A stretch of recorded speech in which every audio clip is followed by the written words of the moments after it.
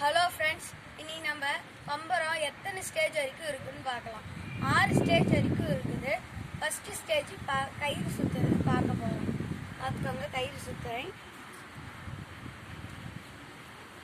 இங்கே டைட்டாக சுற்றிக்கலாம்.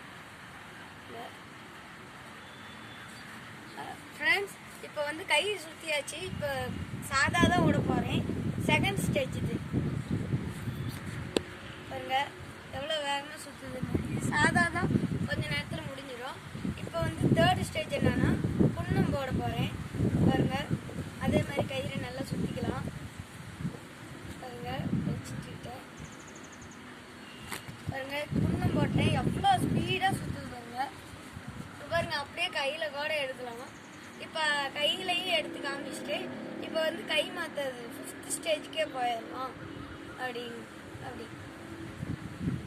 இப்போ 5th ஸ்டேஜ் பாருங்க, கயிறு சுற்றிக்கிட்டு இப்போ கை மாற்ற போகிறோம்.